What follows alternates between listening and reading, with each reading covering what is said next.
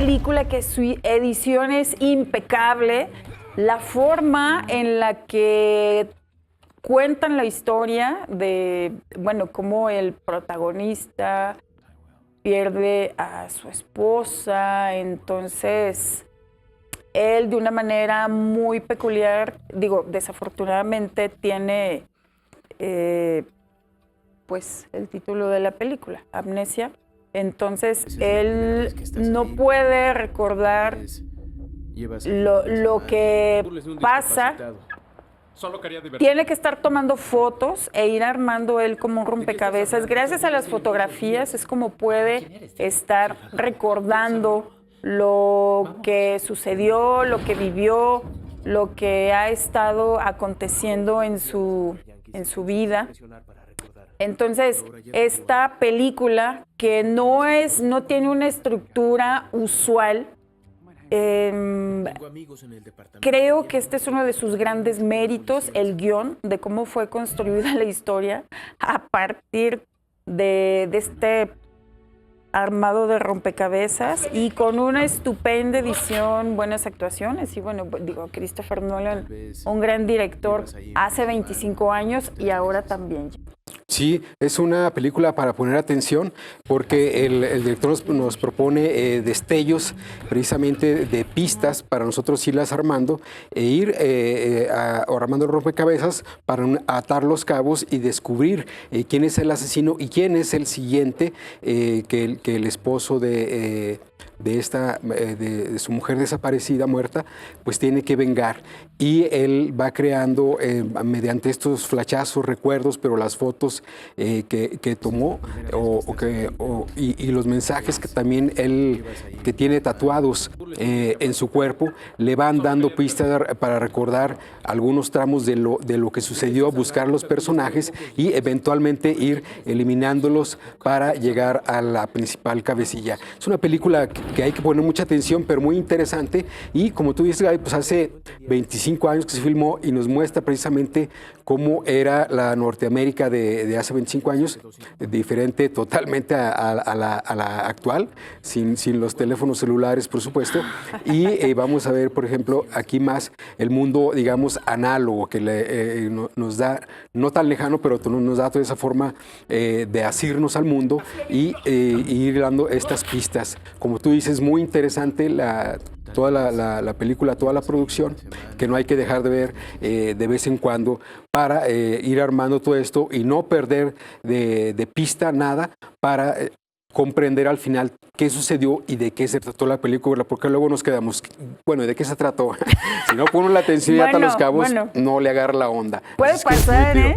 Sí. Y para quienes gustan del cine de Alfonso Cuarón, pero que muy posiblemente no conocen esta película, que solo conocen Roma, o que solo vieron Y tu mamá también, o Niños del Hombre, o Gravedad. Bueno, antes de todas estas películas, antes de Gravedad, antes de Niños del Hombre, él hizo Grandes Esperanzas.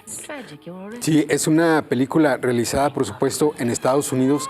No es cine mexicano, hay que aclarar, es un cineasta mexicano, ¿verdad? Y es una producción norteamericana, pero es muy interesante porque es una historia sobre dos jóvenes, cómo se conocen pues prácticamente de niños, luego van a ir creciendo y sobre todo ahí cómo pues las carreras independientes de cada uno los separan, pero también cómo es el mundo del arte para el joven, cómo se empieza a desarrollar ahí en esta Norteamérica de fin de siglo y cómo sus carreras los empujan a separarse, pero también los van a unir ya en la edad adulta y cómo los va a juntar precisamente esta cuestión del arte y en sus propias carreras tienen que hacer elecciones entre seguir sus propias carreras, el éxito o bien seguir la senda del amor, donde tienen que renunciar, por supuesto, a ciertas cosas, principios, y luego hacer una vida juntos y separarse pues de esas propuestas que los hacen de la riqueza, la fama, pero al estar solos. Y pues él que se va a Nueva York para dedicarse también a la pintura. La pintura también es parte, es Pequeña Miss Sunshine. Esta niña, Olive, que es la protagonista, una niña que usa lentes, que es llenita, pero que pues participa en un concurso de belleza infantil que se llama Pequeña Miss Sunshine, con una familia peculiar donde pues el abuelo, ¿qué se puede decir? Es adicto a las drogas, su papá pues frustrado en el trabajo, un tío que se quiso suicidar, su hermano lea Nietzsche, pero es una película que aunque esta familia con esta particularidad como de cada uno tener como una personalidad tan diferente, una familia que pareciera pues fracturada, pero es una comedia que les va a gustar, que la van a pasar muy bien en la Cineteca, una comedia inteligente, una película de Estados Unidos, lo que se le conoce como el cine de Estados Unidos independiente, y que le fue muy bien en taquilla, pese a ser una película de la que no se tenían como grandes expectativas para recuperar taquilla. Es una película de los directores Jonathan Dayton y Valerie Faris, y efectivamente es una familia disfuncional, como luego dicen, que refleja un poco la familia típica norteamericana, más o menos abajo del nivel medio, que aspira, por supuesto, a mejorar su situación, y en este caso es de esta pequeñita con sus posibilidades de ascender a este premio de Pequeña Miss Sunshine.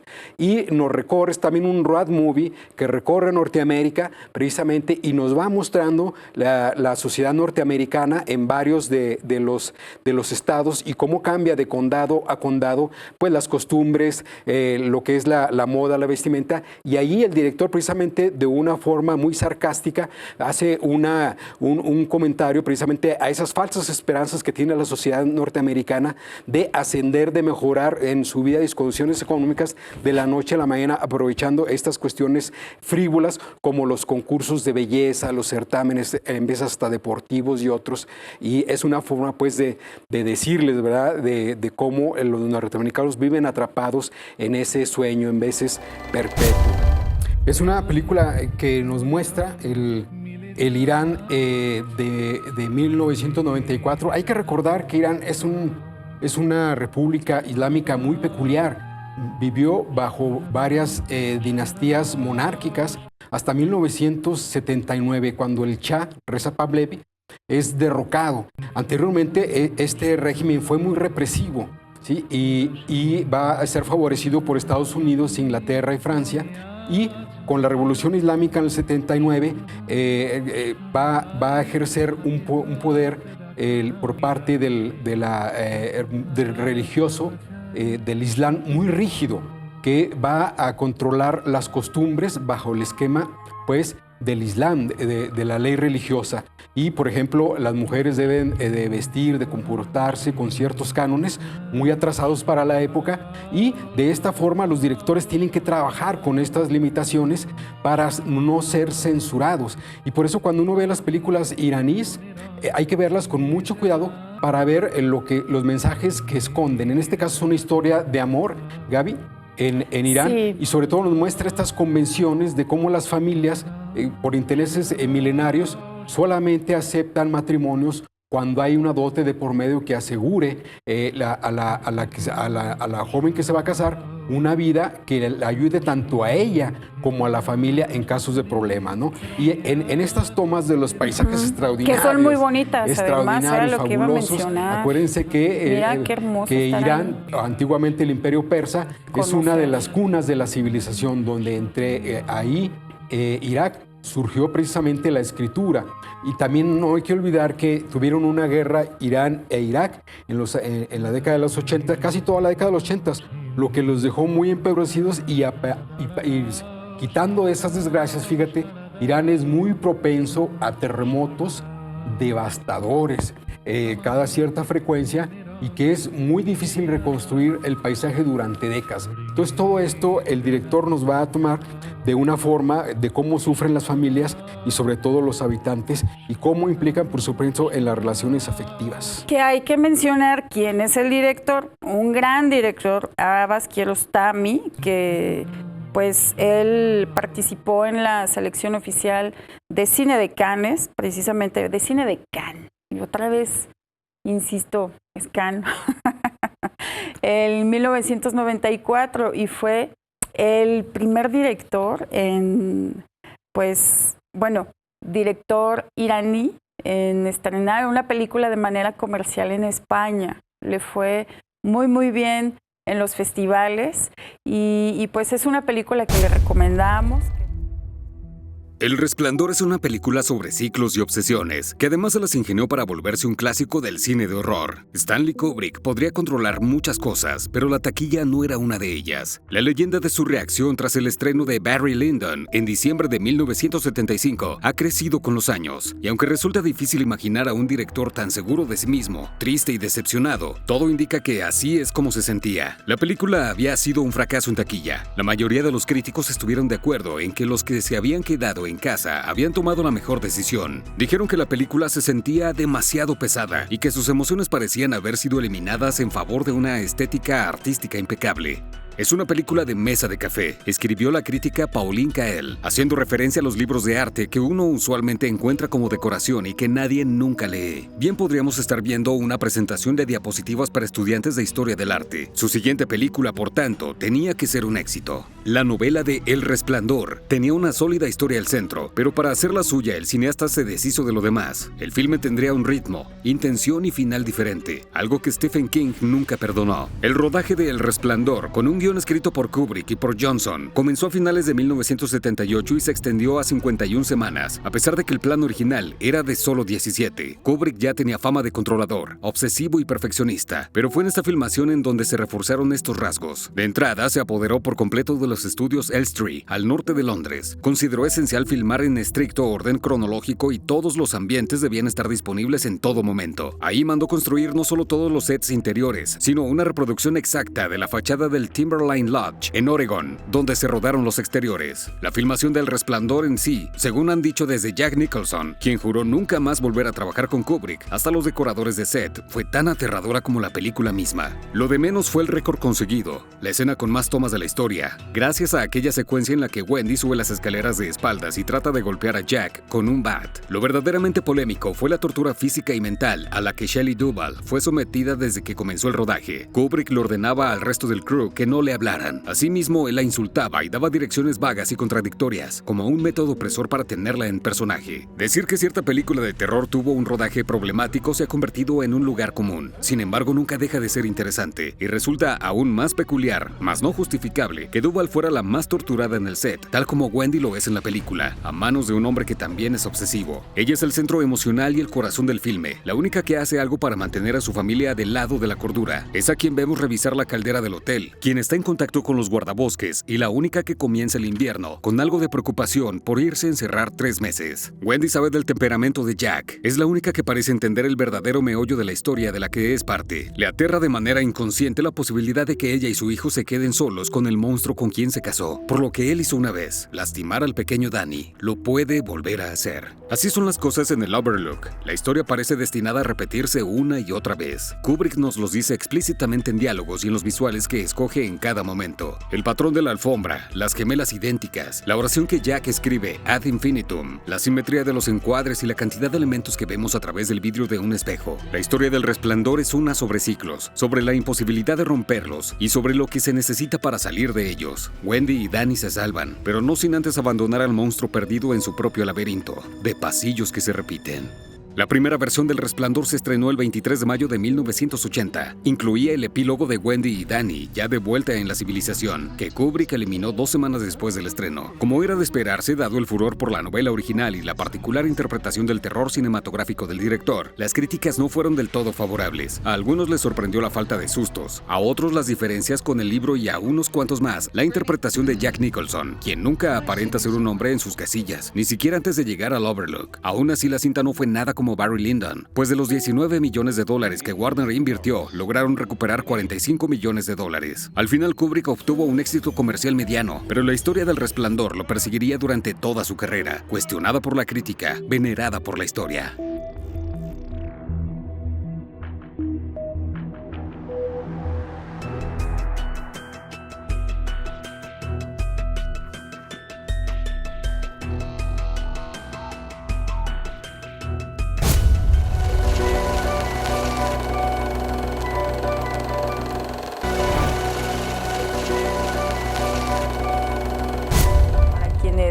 Gustan de este cine también que es como más alternativo, que no es precisamente comercial. Hay una película de Wong Kar-wai, el director de Hong Kong, que se llama Deseando amar. Y esta película dura 98 minutos, es clasificación B, que ya le habíamos dado un par de pases hace unos años a esta película en ciclos justamente sobre el amor para estas fechas del 14 de febrero, pero bueno, el amor está presente todo el tiempo, no nada más porque no estamos en el mes de febrero, no vamos a poner películas de romance. Entonces la Cineteca tiene esta particularidad en la que hay, si bien documentales, también tenemos películas de ficción como El pianista, ubicadas en la Segunda Guerra Mundial, pero también esta propuesta que está ubicada, que aunque es una producción del año 2000, está ubicada en 1962 en Hong Kong, cuando Chow, quien es el redactor jefe de un diario local, se muda con su mujer a un edificio ubicado principalmente por residentes de Shanghái. Allí conoce a Lisen, una joven que acaba de instalarse en el mismo edificio con su esposo. Ella es secretaria de una empresa de exportación y su marido está continuamente de viaje de negocios. Con la mujer de Chow también está casi siempre fuera de casa. Lisen y Chow pasan cada vez más tiempo juntos y se hacen muy amigos. Un día, a ambos descubrirán algo inesperado sobre sus respectivos cónyuges. Es importante también salir como de esta dinámica de estar viendo películas de Estados Unidos, nada más hollywoodenses. Entonces, hay propuestas muy buenas que a lo mejor no son tan conocidas como esta película que es Deseando amar, que le recomendamos mucho. Así es, para ver cómo son las relaciones afectivas, el engaño, la infidelidad, pero no en el continente o en Estados Unidos o en México, sino en Asia, en Hong Kong, y vamos a ver sobre todo precisamente cómo en la época de los 60s, que sabemos que en esta área geográfica no estaba tan abiertamente democratizada, había una serie de tiranías, de golpes de Estado, de guerras, de conflictos, y vemos por una parte cómo la sociedad veía las cuestiones amorosas al lado de los ambientes de guerra o revoluciones que se estaban sucediendo, y el autor nos muestra cómo eran las relaciones afectivas en ese momento. Y es muy diferente, por supuesto, del erotismo o de lo que es el amor en estas cintas de Occidente, sobre todo las norteamericanas o incluso mexicanas, pero eso no obsta para disfrutar de cómo lo que es un valor universal, que es el amor, pero también un conflicto universal, lo que es la infidelidad, cómo se vive en otro continente, y sobre todo aprender de estas costumbres, cómo lo procesan de otras formas y cómo se resuelven de otras formas que a la mejor a nosotros nos parece contradictorio eso, pero hay que ver y entender otras civilizaciones, otras culturas y otras formas de ser, Gaby.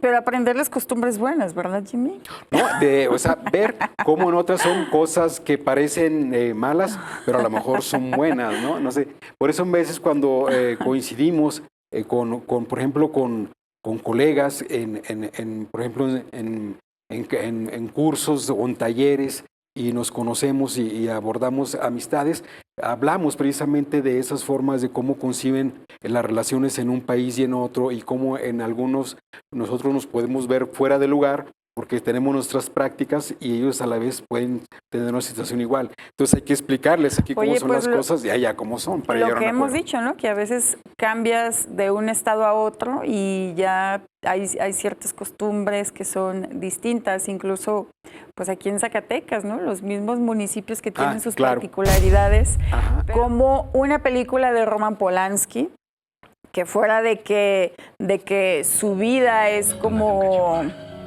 pues ha sido un tanto polémica, tiene una gran filmografía y entre estas películas que sobresalen y que estará en la Cineteca con la actuación de este gran actor, Adrien Brody, pues está la película de El pianista, una película de 2002, una película que dura más de 2 horas, pero que se les pasará, les garantizo, muy rápida la estancia ahí en la Cineteca, no se aburrirán. Digo, yo sé que luego hay quienes están como en contra de las películas que duran más de 2 horas, pero cuando una película es buena, te entretiene, la historia, las actuaciones son buenas, en general la película está bien, se pasa el tiempo muy rápido. Y a propósito de que, pues, muchas películas que están enfocadas en lo que fue la Segunda Guerra Mundial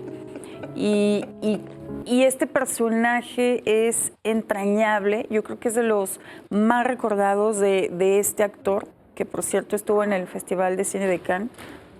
Sí, pero es una película muy interesante que está enfocada sobre un músico, pianista, compositor judío, y es un aspecto autobiográfico de cómo vivió precisamente este periodo del Holocausto, y empieza con la invasión a Polonia en 1939, y él, siendo una persona, un artista privilegiado por todas sus relaciones que tiene, nos hace pensar que todos los problemas que tuvo él, imagínense la población en general, a lo que estuvo expuesta sin esas redes de ayuda que el protagonista tuvo en su época. Entonces es muy interesante ver, sobre todo la ambientación que hacen de la época y estos problemas que generó en Europa este conflicto entre una visión totalitaria y otra visión que creía todavía en esta visión democrática de la república, de las representaciones,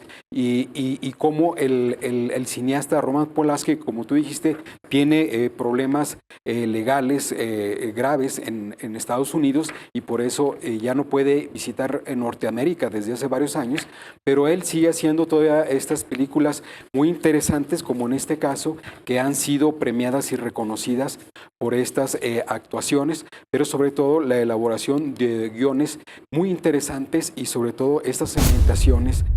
Y nos referimos a la película El Resplandor, esta película de Stanley Kubrick del año pues 1980. Estamos hablando que es una película que pues ya va a cumplir 45 años. Así es. Entonces, a propósito de sus 45 años, se proyecta en la Cineteca Zacatecas, y esta que, pues con un actor también que es uno de los favoritos de mucha gente, y que en esta película yo creo que también lo marcó y nos marcó a muchos que nos gusta el cine, Jack Nicholson, y ahí en su personaje de Jack Torrance, en El Resplandor, pues él se traslada con su mujer y su hijo de 7 años, al impresionante Hotel Overlook en Colorado para encargarse del mantenimiento de las instalaciones durante la temporada invernal, época en la que permanece cerrado y aislado por la nieve.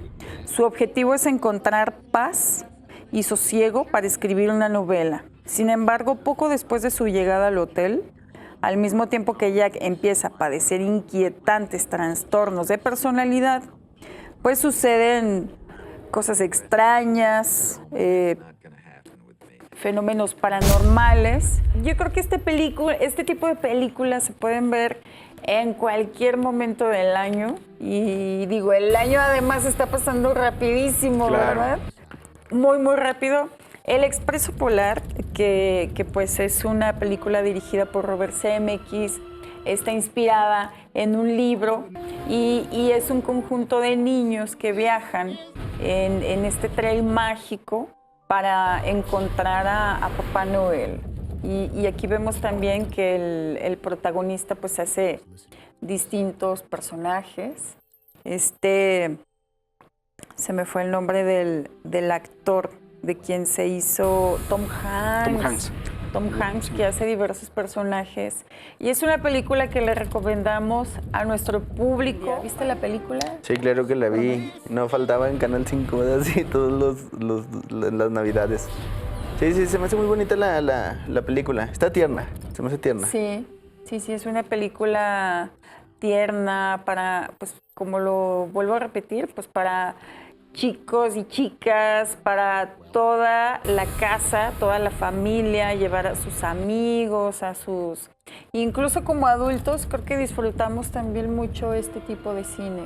Sí, son las películas, el caso de películas que no envejecen, que se hacen, al contrario, es como los vinos, cada vez maduran, se hacen mejores y vemos aspectos ya como adultos que no habíamos visto tal vez antes, y siempre son los que nos llaman la atención para estarla repitiendo y sobre todo luego con la familia, ya sea hijos, sobrinos, etcétera, ¿no? Entonces es muy interesante esta, y pues los que no la hayan visto, los chiquitines, acuérdense que es matiné precisamente para llevar los niños, llevar a los papás, a los tíos, a las tías, es el pretexto. La película más reciente de Misión Imposible, y presúmalme, ¿qué tal está? A ver, Edín, tú que eres un cinéfilo y que ya la viste, cuéntanos, por favor. A mí me gustó mucho, la verdad. O sea, yo he visto las películas, todas las de Misión Imposible, desde la primera en los cines, en una sala comercial. De hecho, curiosamente, la primera película de Misión Imposible fue un año muy importante para mí, porque fue el año en el 95-96 que yo decidí dedicarme a estar produciendo en ese bonche de películas entre la primera, pero esta última a mí me gustó mucho. O sea, tiene un par de secuencias, para no estar diciendo aquí spoilers, pero un par de secuencias que son gigantescas, ¿no?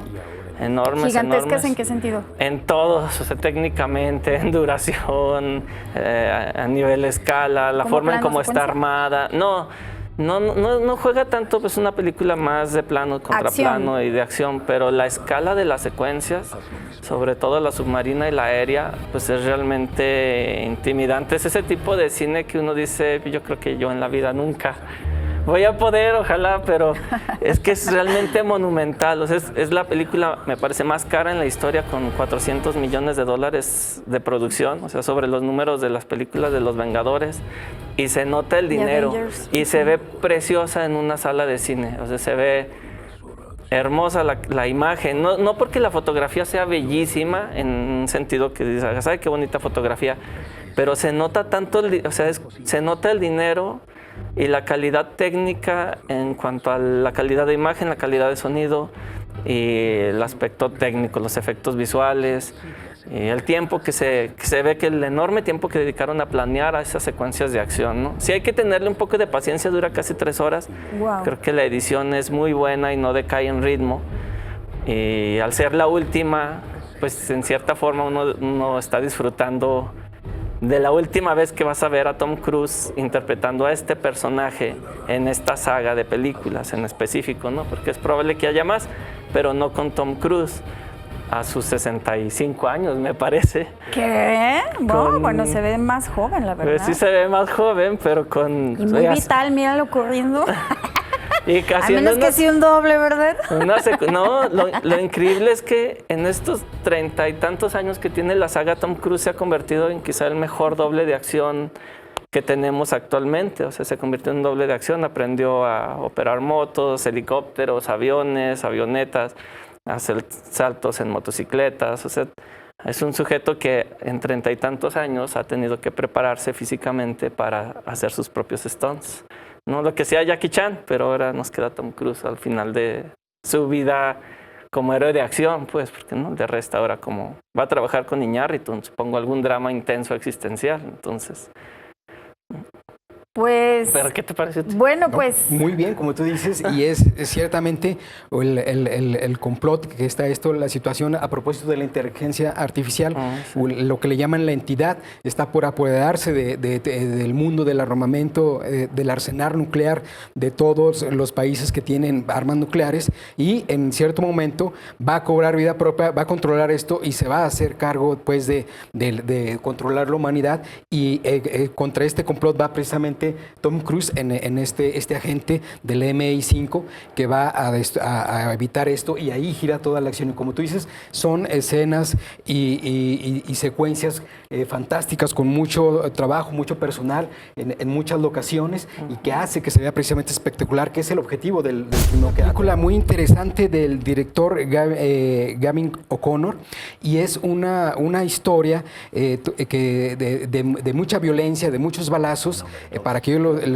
los que les gustan, con el protagónico que vamos a ver aquí es Ben Affleck, y se trata, pues, se descubre ahí un circuito de trata de blancas, de trata de niños, que por supuesto tiene que ver entre Estados Unidos y Centroamérica y otros países donde provienen los migrantes. Entonces aquí se va a identificar precisamente Ben Affleck es un contador, está a cargo de un organismo no gubernamental que le ayuda al gobierno en la cuestión de la vigilancia y en la cuestión de atacar al crimen organizado. Es muy interesante esta cuestión de espionaje, de cómo hace la película, y sobre todo identificar a todos estos traficantes, a todos estos delincuentes que fomentan el tráfico de personas sin ningún escrúpulo, sin ningún problema moral, y nos hablan precisamente, y va a entrar aquí por supuesto como uno de los países de origen México,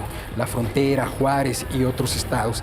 Y precisamente cuando el director aborda estos elementos, lo que no habla precisamente de esta película es cómo se generan estas oleadas de migrantes o estos problemas de la trata de blancas. En este caso no nos comenta, ¿verdad?, de los problemas de origen en esos países, de que las políticas públicas de Estados Unidos, por ejemplo, cuando hace estos embargos, por ejemplo en Cuba, en Venezuela o en otros países, colapsa sus economías, y la gente en esos lugares ya no sabe qué hacer, y por eso emigra, genera estos colapsos en la frontera y crea estos problemas sociales en Estados Unidos. Desafortunadamente el director no abunda sobre eso para hacer más comprensible la película, pero sin embargo a todos aquellos que les guste mucho la película de acción, de violencia, de muchos balazos, pues esta es la película ideal, y ver una trama sobre todo que es muy actual, el problema de esta violencia de drogas, la trata de personas, que es muy actual, pero si lo queremos comprender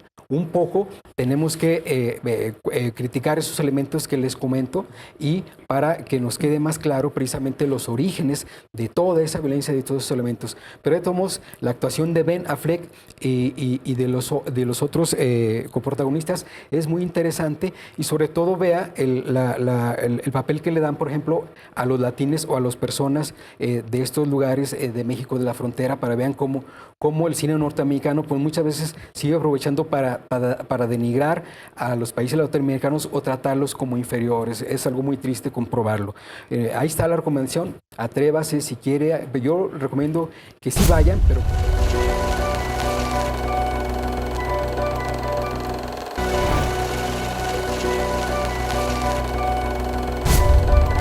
En lo visual me parece interesante ver, es una película dirigida por Bo Welch. Él es el mismo director de Lemony Snicket, una serie de eventos desafortunados.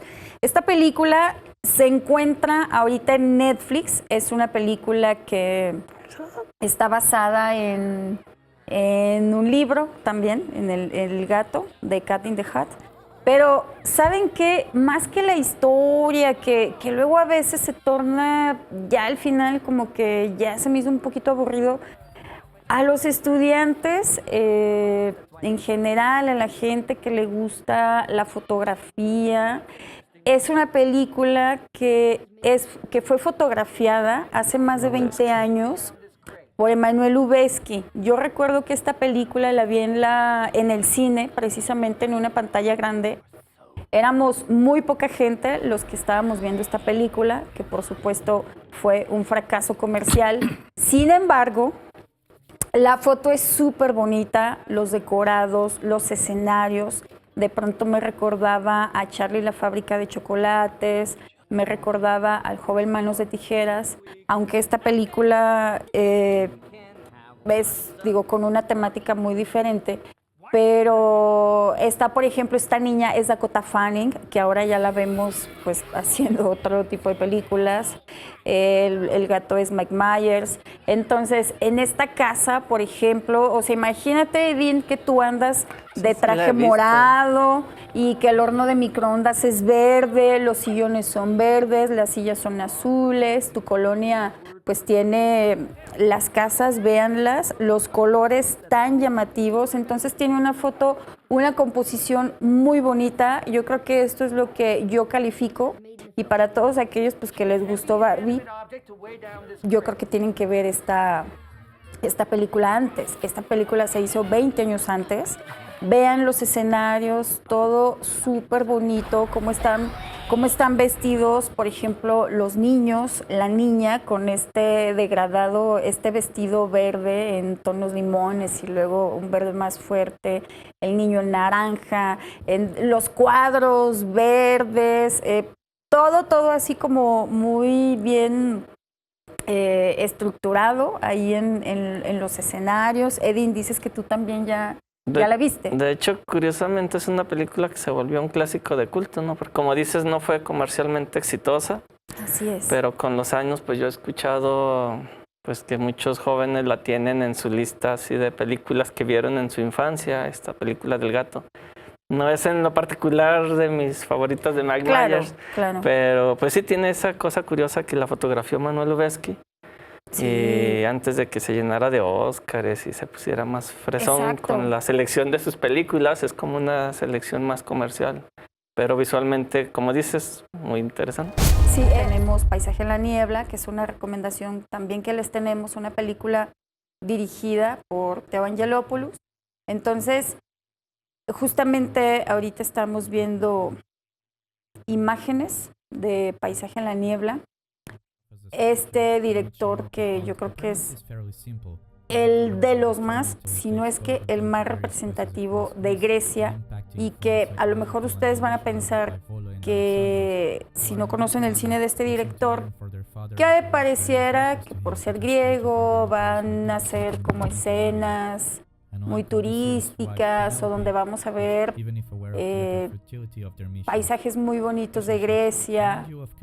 Y lo que hace este director, bueno, lo que hizo Teo Angelopoulos fue también retratar pues como el norte del país. No crean ustedes que vamos a ver historias en las islas griegas y todo muy bonito, o en Atenas. No, él también retrata como la pobreza, como pues varias problemáticas que ha enfrentado este país. Y esta película, Paisaje en la Niebla, creo que es de las más representativas de la filmografía del director, junto con La mirada de Ulises, por ejemplo, que también es otro de sus películas que son parte de su filmografía. La eternidad de un día, también otra película importantísima de este director. Y Jimmy, ¿tú cómo viste la película? Es una película muy buena. Está situada en la Grecia de 1988. Acuérdense que la Unión Europea se unifica en el 1993 y va a jalar para mejorar a muchos países como Grecia y España, entre ellos, de la pobreza y de la miseria que estaban sumidos. Entonces, este es como tú lo dijiste, Gaby, un retrato de esa Grecia que estaba disgregada, y nos da un poco cómo es el retrato de la división nacional, cada quien por su lado. Hay estratos muy acomodados, estratos muy humildes, como los niños que se van, ¿verdad?, a Alemania. Alemania en esa época era la industria en Europa, era el líder de la industria, y se van a viajar para ubicar a un padre que prácticamente no existe. La madre les ha dicho que dónde está su papá y ella responde, está en Alemania trabajando. Y obviamente es una mentira, son diferentes padres los que tienen los niños, pero tienen ese impulso de conocerlo, de saber quién es, aunque no se queden con él, solo de conocerlo. Y allá van, se hacen el viaje en tren y en el Inter se van encontrando todo tipo de gente que encuentras en un viaje de larga distancia. Gente buena, sí, gente mala, gente que se aprovecha de ti, gente que también te ayuda, lo bueno del país, lo malo del país y sobre todo como fondo del país oxidándose, resquebrajándose, la falta de unidad, la izquierda o la oposición o la política totalmente fragmentada, no logran unificarse para hacer una propuesta y sacar adelante el país. Esto es lo que vemos ahí pues a Grecia como un país ruinoso, en fragmentos y sobre todo estos jóvenes que representan la esperanza y con estos dilemas que no hay de dónde agarrar, no hay que hacer porque no hay un ejemplo en la población que ellos vean a seguir, ¿verdad? Un padre que tal vez no existe, pero van con la esperanza. Pero es muy recomendable ver esta película para comprender un poco cómo era la Europa antes de la Unión Europea y cómo ha cambiado ahora y para comprender un poco los procesos históricos y sobre todo las mentalidades de esta política y todo esto que está hoy en día y comprender mejor esto, Gaby. Sí, bueno, digo, yo sufro mucho con ciertas películas y esta sí hubo un momento en el que tenía un nudo en la garganta. El final, pues, sí es como muy, pues, un poquito fuerte para mí, pero es una película, sí, para mí fue una película como un poco triste por la historia de estos dos niños, pero es una película muy bien hecha, muy bien contada. Yo creo que les digo, para mí es de las más representativas de este director griego, de Theo Angelopoulos, y que es de las indispensables que también debemos de ver en lo que tiene que ver con la filmografía de este país, de Grecia. Una película bien retratada, bien hecha, bien actuada, que nos habla también sobre la crisis pues, que ha tenido este país. Una película italiana de los años 80 que se llama Cinema Paradiso. Y esto lo hacemos porque, pues, hace unos días, desafortunadamente falleció el maestro Ismael Guardado, un artista plástico, un gran pintor, también hacía grabado, que tenía además gusto por la música, pero que él se influenció mucho por el cine, porque en su adolescencia, en el municipio de Ojo Caliente, Zacatecas, pues él vivía muy cerca del cine, entonces él iba seguido a ver películas y a lo largo de su trayectoria él estuvo influenciado por el cine, tuvo gusto por muchas películas y esta, Cinema Paradiso, es una de sus películas pues que para él eran de sus favoritas, de las más representativas. Incluso el maestro Ismael Guardado conservaba pues algunos aparatos cinematográficos, películas. Él tenía mucho material fílmico. Pues como todo artista visual, que es multifacético, escultor y prácticamente todo incursionó el maestro, pues debe haber tenido, le tocó vivir la época del apogeo del cine, de este cine casero que se hacía con película y que se mandaba a revelar y se proyectaba con proyector dentro de las casas, así como hoy proyectamos con un proyector y la computadora, en las familias se usaba hacer película con cámara casera y luego proyectar lo que es las fiestas, las reuniones familiares o simplemente el viaje, el recuerdo del viaje, de la visita a los familiares en otros estados, municipios. Y el maestro Ismael Guardado, por supuesto, tenía todas estas colecciones que hizo en vida precisamente de esos experimentos que sería muy bueno, Gaby, volver a que la familia los donara, por supuesto, nos entregara una copia a la Cineteca porque es un acervo muy, muy relevante que seguramente ha de ser amplio, profundo, te digo, de estas aficiones, de estas visiones de la arquitectura, del paisaje, de la vida cotidiana, que seguramente a él le gustaba sacar tanto en su municipio, en otros municipios de Zacatecas, y en sus viajes que hacía para ver precisamente lo que era la escultura, la arquitectura, la pintura de la que se nutrió para luego reflejarla en sus múltiples obras. Todos estos viajes están reflejados en toda esta vasta obra que nos heredó, y que para nosotros, pues, la proyección de esta película es un homenaje precisamente a toda esta trayectoria. Sí. A lo mejor es algo sencillo, pero que para nosotros es pues un honor tener una de sus películas favoritas. Nuevamente el documental Noorderland, este documental que es dirigido por 4 personas, 2 de Palestina, 2 de Israel, y que no precisamente pues, se dedicaban como a ser cineastas, ¿verdad? Entonces creo que aquí el trabajo se valora también. Por eso es un documental que estuvo en el Festival de Cine de Berlín en la sección Panorama. Ganó, me parece que 2 premios en el Festival de Cine de Berlín. Ganó el Oscar al mejor documental. Pero además de estos premios, que a mí se me hace súper importante que este Festival de Berlín como el de Cannes, que ambos son los 2 principales que hay en el mundo, qué bien que Berlín haya tenido esta película, qué bueno que el Oscar haya sido para este documental, que, híjole, esta escena que están viendo es desgarradora, Este documental, desde que lo empecé a ver, tenía un nudo en la garganta. Duré con un nudo en la garganta en toda la función en la Cineteca Zacatecas. Regresa con 5 pases a la Cineteca. Entonces, es un documental que tuvimos en el marco del Festival Cultural, que fue gratuito, fue una excepción porque fue Festival Cultural, pero ahora regresa con un costo simbólico, entrada general de 40 pesos, y para los estudiantes, personas de la tercera edad, mujeres embarazadas. ¿Y qué me falta, Jenny? Las mujeres. Tercera edad. Mujeres embarazadas, estudiantes, personas de la tercera edad, y para las personas con discapacidad, 20 pesos únicamente, la mitad del costo, para que vayan a ver este documental, que se lo recomendamos mucho.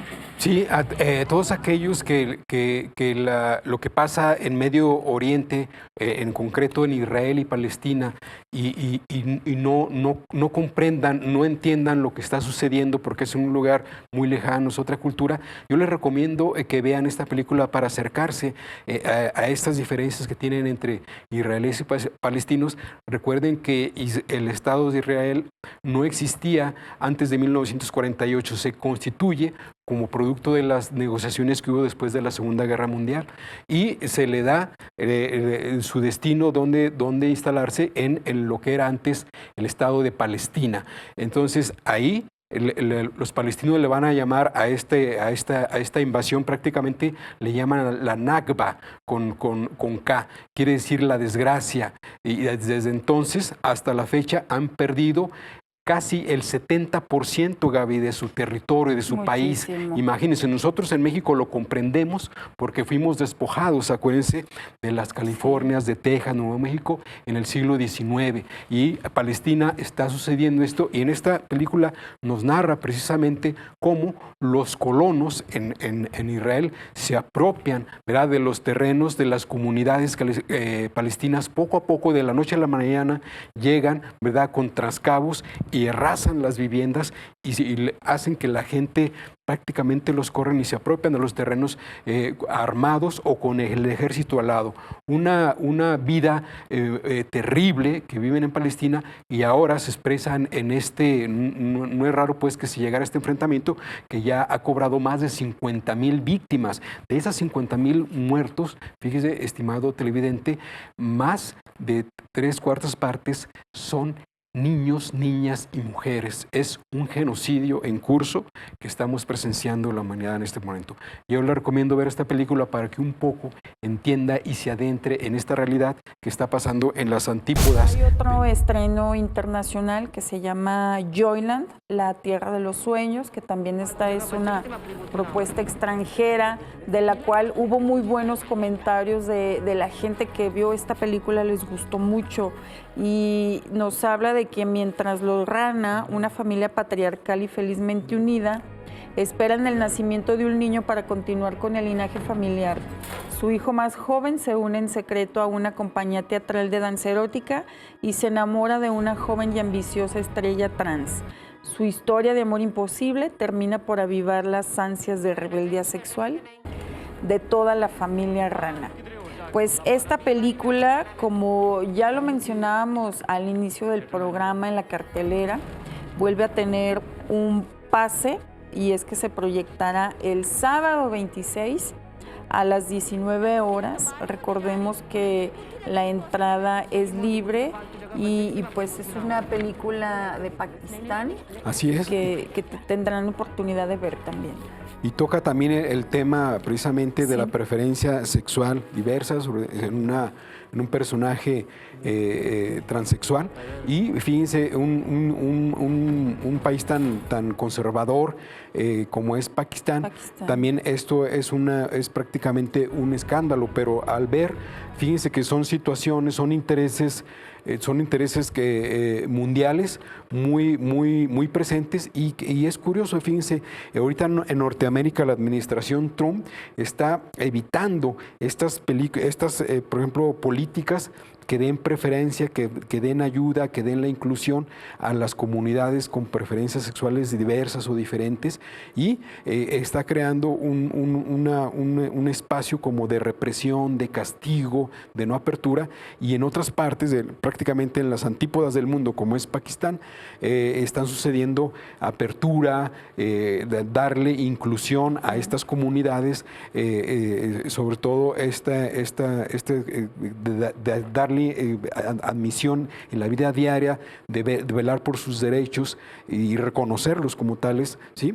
Y también, por ejemplo, no se diga en México o en comunidades como Zacatecas, etcétera, y ver las contradicciones, pues luego en Norteamérica se niegan, en Pakistán se buscan y en Zacatecas o México también se pide mayor apertura e inclusión. Es muy interesante, ¿no?, contrastar estas cosas. Y oye, y muy retratable también este país, la foto, la iluminación, lo visual también se ve muy bonito y aparte es una película que logró estar en varios festivales.